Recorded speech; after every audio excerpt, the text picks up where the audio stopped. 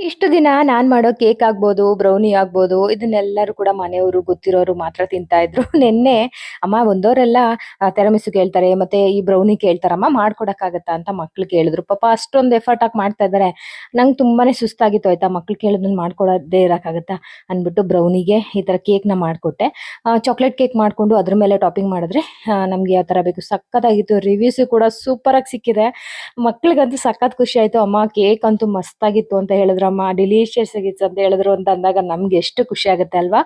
ಇವಾಗ ಚಂದುನ ಸ್ವಲ್ಪ ಡ್ರಾಪ್ ಮಾಡ್ಬಿಟ್ಟು ಅಂದ್ರೆ ಕಾಲೇಜ್‌ಗೆ ಡ್ರಾಪ್ ಮಾಡ್ಬಿಟ್ಟು ಹಂಗೆ ನಿನ್ನೆ ಧನ್ವಿ ನೋಡಕ್ ಹೋಗ್ತೀನಿ ಅಂದೆ. ಹಾಗೇ ಇರ್ಲಿಲ್ಲ. ಟೈಮೇ ಸಿಕ್ಕಿರ್ಲಿಲ್ಲ. ನನಗ್ ಬೇರೆ ಸ್ವಲ್ಪ ಸುಸ್ತಾಗ್ತಾ ಇತ್ತು.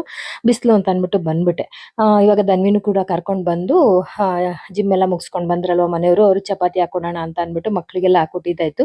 ಮಕ್ಳಿಗೆಲ್ಲ ಕಾಲೇಜ್ ಇದೆ ಇವತ್ತು. ಬರೋ ಅಷ್ಟ್ರಲ್ಲಿ ಬ್ರೌನಿ ಮತ್ತೆ ತಿರಾಮಿಸುನ ಮಾಡಿಟ್ಬಿಡಮ್ಮ ಪ್ಲೀಸ್ ಅಂತ ಹೇಳ್ಬಿಟ್ಟು ಹೋಗಿದ್ದಾರೆ. ನಮ್ ಧನ್ವಿ ನೋಡಿ ಹೆಂಗ್ ಎತ್ಕೊಂಡ್ ತಿಂತಾ ಇದ್ದಾಳೆ ಚಾಕ್ಲೇಟ್‌ನ.